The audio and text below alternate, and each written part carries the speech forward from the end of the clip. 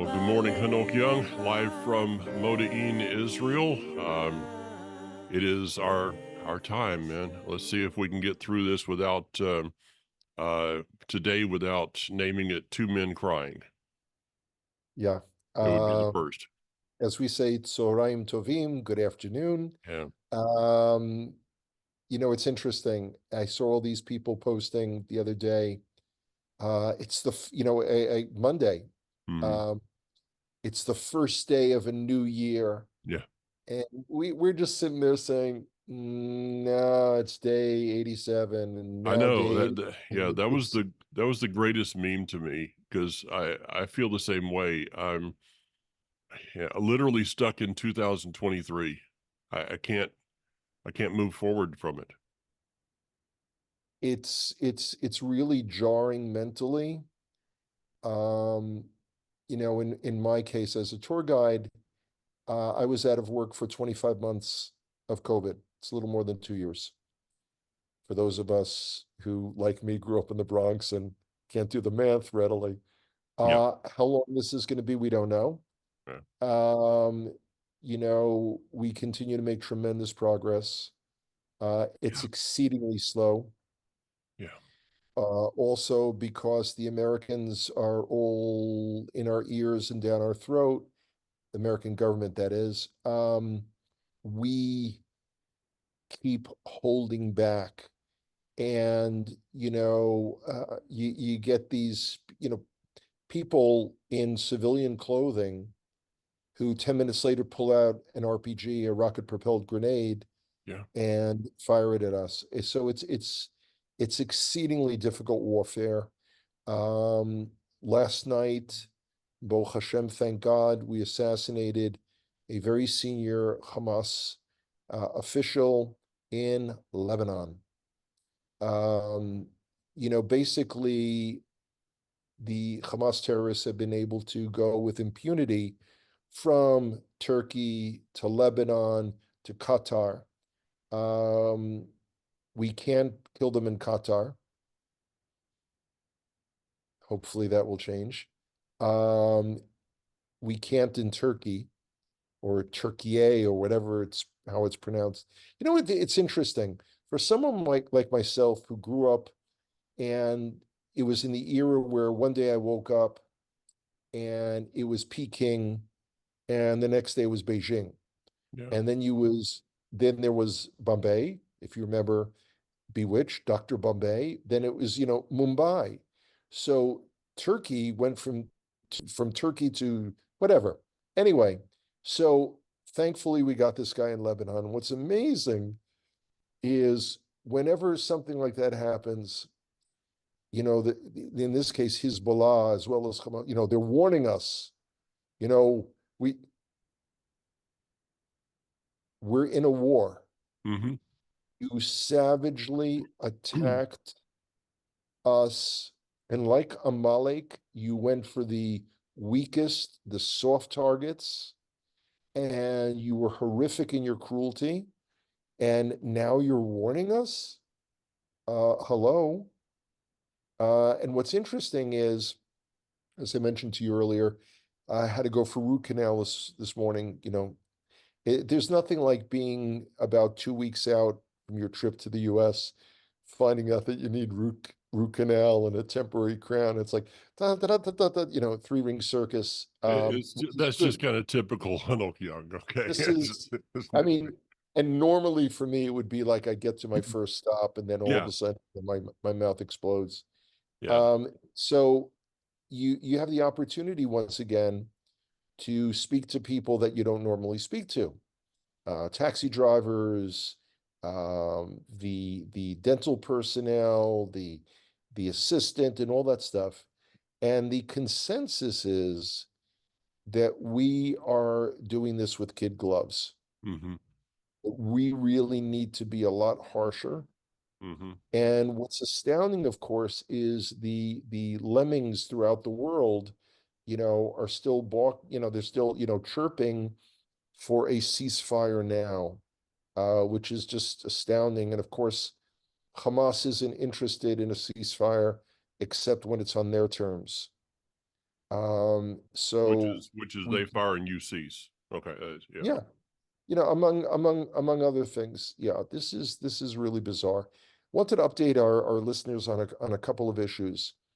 My friends in Sri Lanka reached out to me to clarify that the Muslims have not been able, the Muslims in their parliament have not been able to stop this deal of sending workers to Israel from Oh, Sri Lanka. good. And we've got 10,000 that are coming. And from the 10,000, there had been 40,000 applicants applying for these positions. So that's really, really good news. Um, it's interesting. People say to me, I know you watch all the videos. I know, you go onto Instagram. I don't post anything on Instagram, but I watch videos. So what is the most someone asked me this, what is the most upsetting to you? And it's actually the videos outside of Israel with Jews being attacked, with the posters of the hostages being torn down. And it's amazing that there is no care, feeling, or morality anywhere in the world if you're a Jew. No. It's astounding. Yeah. It's really, really, and again, to remind our listeners, I did not grow up in a neighborhood that felt favorably about Jews. Yeah. But it's pretty astounding. Unfortunately, though, okay, let's do the good side. The good side is you cannot imagine how close-knit Israelis are today. Hmm. It's unbelievable how people have pulled together on all levels, Yeah. doing everything they can. Still, we are literally within a day or two of being 3 months into this. Yeah. And it's amazing. On the other hand, of course, our politicians, including our prime minister, have been angling on the political angles already, which is really, really frustrating. And the hope, of course, is that they'll shut up more than they talk, at least until this whole thing is over. Mhm. What's interesting is this may have passed by in people's scanning of the Israeli news, but our high court Yeah. has voted down essentially what Netanyahu, in other words, what Netanyahu used for about a year to rip apart our country and bring us to the very precipice of civil war and destruction. The high court, with the stroke of a pen, made go away. Wow. Doesn't exist anymore. So, it's one of those, and I remember, as a kid, trying to build a castle on the beach, in the mud. Um, and someone coming over and like stepping on it. It's kind of like I just spent all that work for nothing. But this is a time really for people who love Israel, who care about Israel, to kind of reinvigorate and revitalize their efforts. I have revamped my upcoming presentation. In other words, I did it, and then I redid it, and then I revised it, and then I redid it, to focus on things that people can think of that they can do, all of a positive nature, on behalf of Israel. Now, I'm not gonna sort of give the presentation before the presentation, but I thought back to when I was college age. So we're talking about from 17, well, 16 and a half to 19 when I went to college. We believed that our actions could change the world. Mhm. And we took nothing laying down. And I'll just give one example. And this is one that we got away with. We didn't get arrested.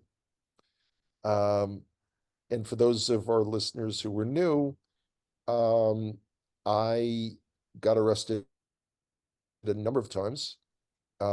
In fact, by the time I was 20, I had already been arrested on 3 different continents. But don't fear, don't hide the children in the cellar. These were all for nonviolent protests.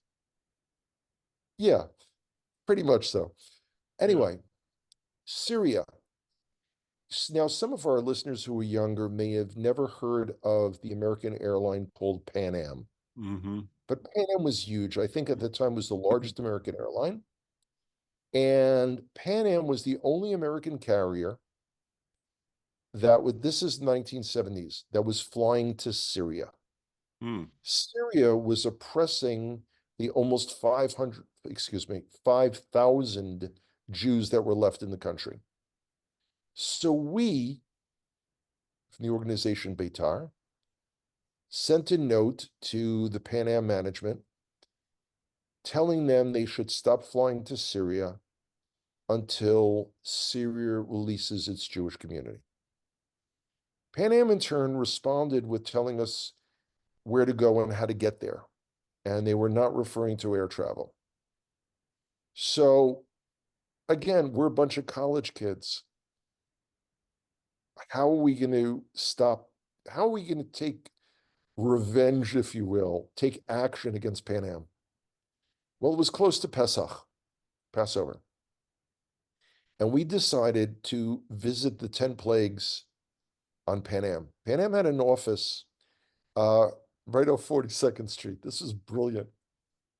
So simultaneously, of course, the press was all notified in advance.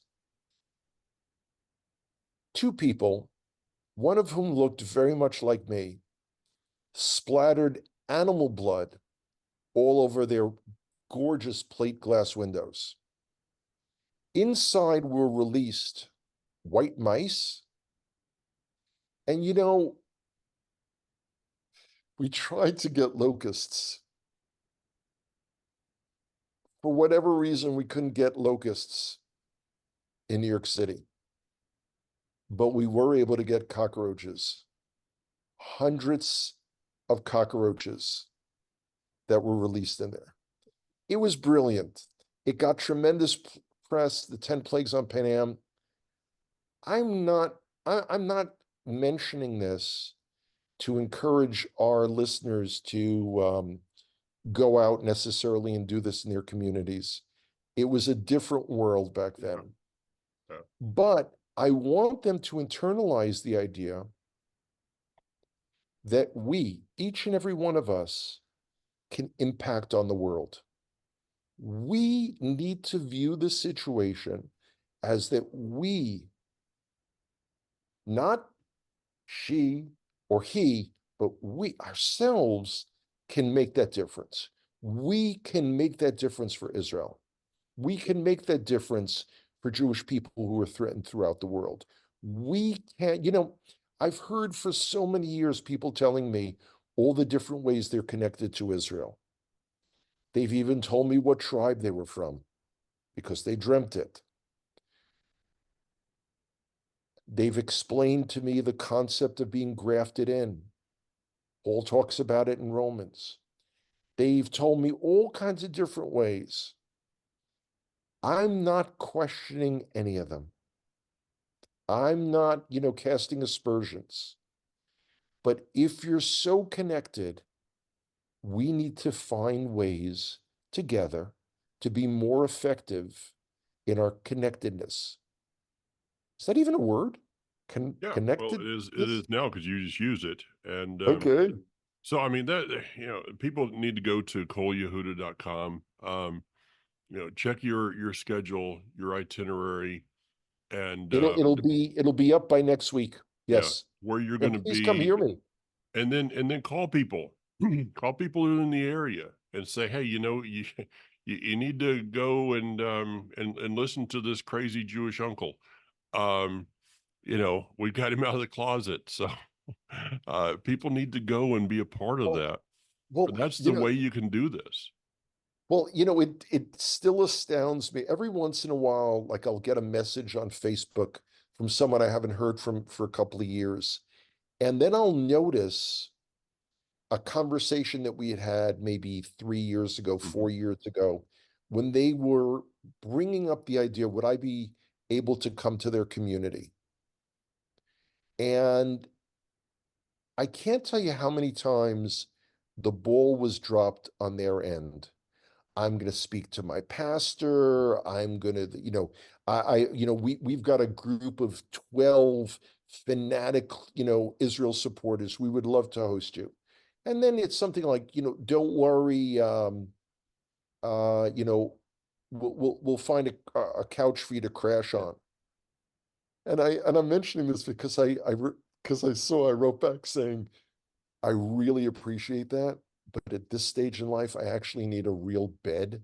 I mean, I'm not, imposing on people. And anyone Um, that's traveled with an elk knows he needs a whole room by himself.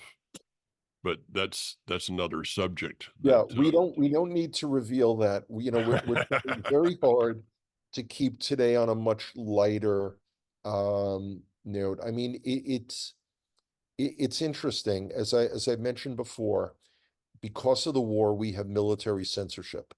yeah, So, if a soldier falls in battle, their couple days. family are notified. Yeah. We don't get the news flash first. Yeah. So it's a delayed news cycle.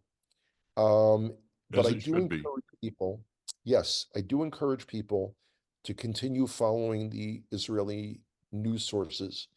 I Part of my upcoming trip is to help fill in the blanks. Hmm.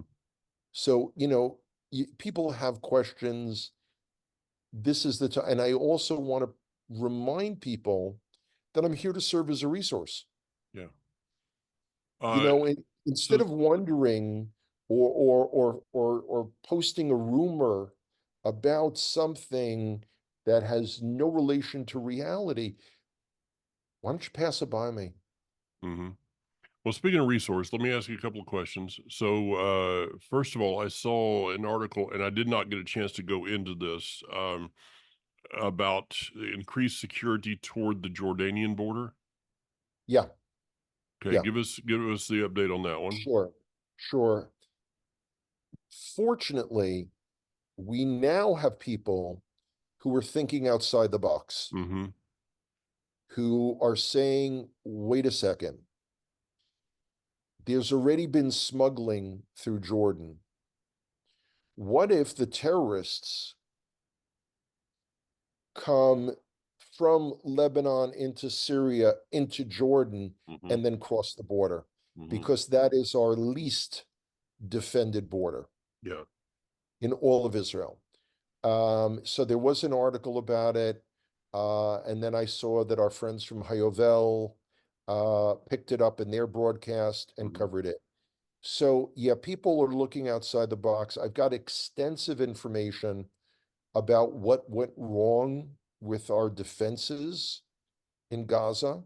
Again, I, on a one-to-one basis, I'll talk to people Yeah. about it Yeah. while I'm traveling, but on a full broadcast, we're going to wait till the war is over. Yeah. But you need to think unconventionally. So yeah, that is a concern. Hmm. That is a concern. And again, it comes back to the fact that we are a small nation. Yeah. Israel is barely 9 million people, 7 million Jews. Now is it six or seven fronts you're on right now? Currently 7. Seven. That's what I thought. Which is when you figure that, I said to the guys last night, we are talking about this.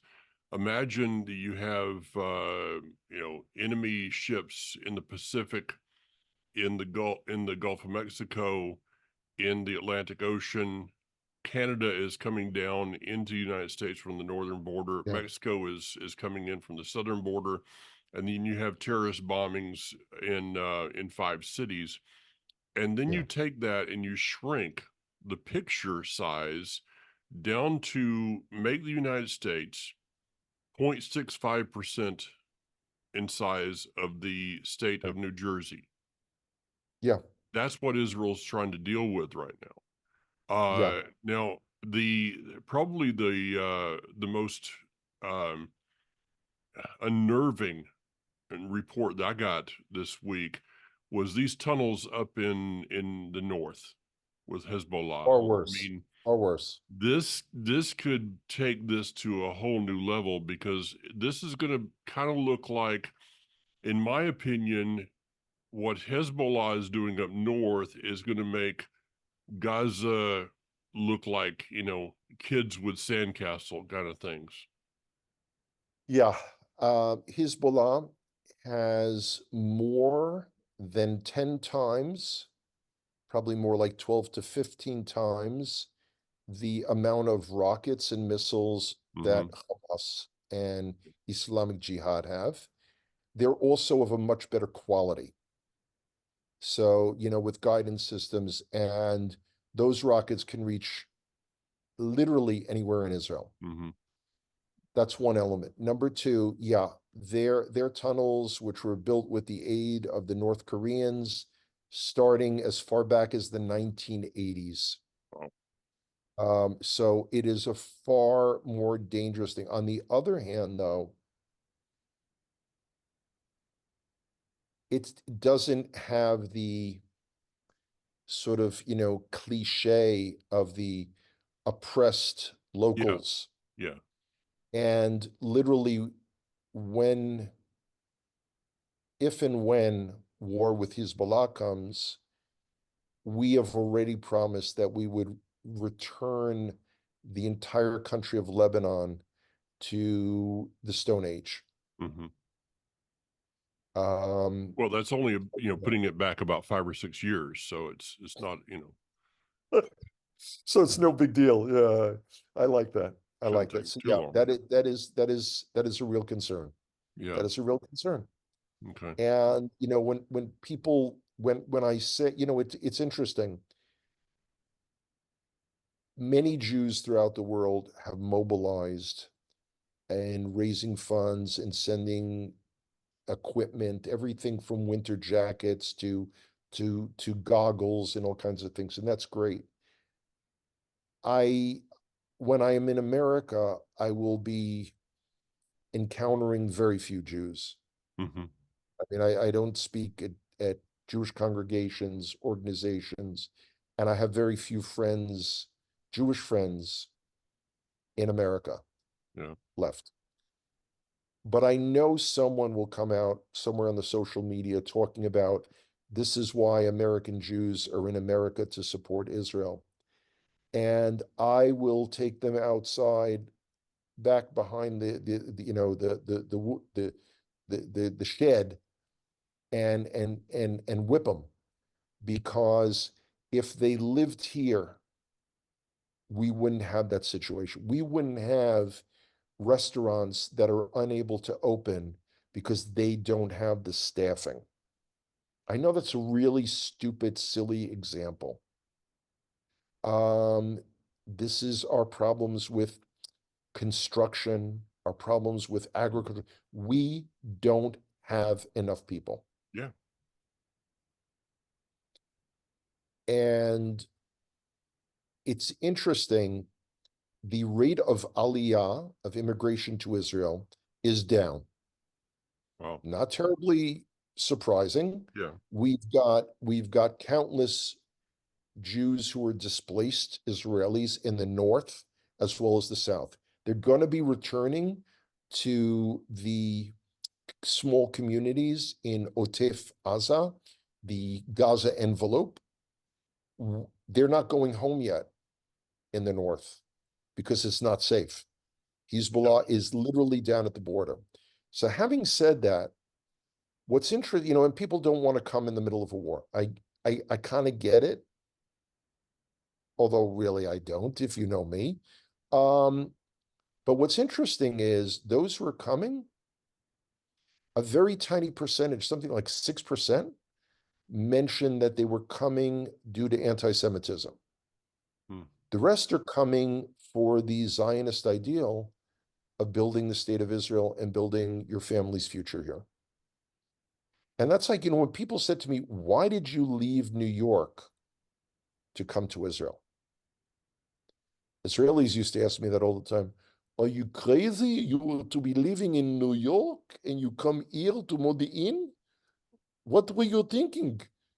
Well, what I was thinking is there's a mitzvah aseh, a positive commandment, to live in Eretz Yisrael, the land of Israel. Yeah. Despite what anyone, you can have the longest black coat in the world, but it's there and it's real. And for Jews who willingly make a decision not to bring their families to Israel, they are actively holding back the Geula Shlema, the final redemption. Nothing less than that. Yeah, and the other thing is that they're, you know, as we've talked about in the past, uh, we are one generation from, whatever your convictions are, whatever life you have, uh, you are at any time one generation away from it being extinct. It's absolutely true.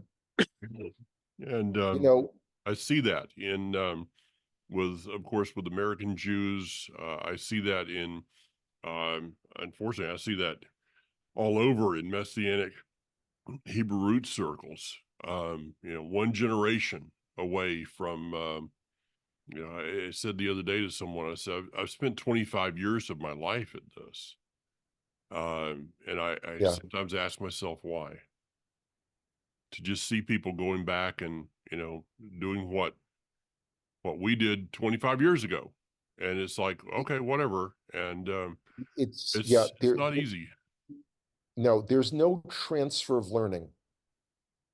It's one thing not to be able to share a level of experience, Yeah. but generally we think that of that as a good thing.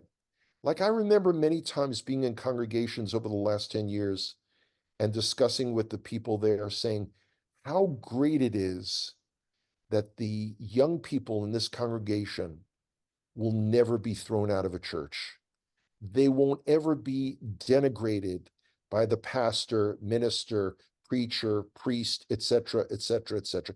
How wonderful that they were, being steeped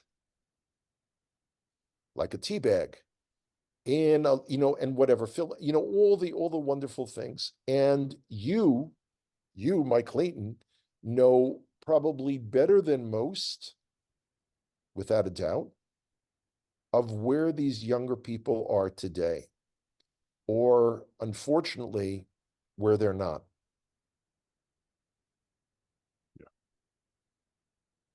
Yeah. They won't be kicked out of anywhere because so many of them are just walking away from everything. Yeah, I'm blessed that I work with a group of young people that that are seeking to walk in a life that's different, and I'm so yeah. thankful for that. Well, Hanok, got to go. We're pretty much out of time. I will. Me and you got a couple of conversations off air. Need a little bit of Don't threaten me. information. Yeah, Don't threaten me, I know. Mike. The other thing I want to just briefly mention, folks, is that Hanok's, he's pretty much fit the bill on this. I know it's on a credit card somewhere, and so all of his travels here in the United States, he does not that I know of. He's never required anything. I know he hasn't when he's come here, but so if you are going to be able to be in a place that he's going to be, how about begin to save for an offering today? It's very sweet. Thank you. As he gets there, it maybe if you can't go, this presentation will somewhere be online at some point, but help in, if he goes somewhere and someone gets a hold of this message, and you've been a part of helping him get there, guess what? You share the reward for that. So, you know, Thank you, Mike. That's I very would just kind. really encourage people to go to your website, coleyehuda.com, and Thanks. do what you can. Okay. People, you know, if you can't do what you can't do, that's okay. Just everybody do what they can and it all works out. Okay. All right. Thanks, Hold Mike. on. Be safe. Take care. Have a good one. You got it, man. Later. Y'all later. Bye-bye.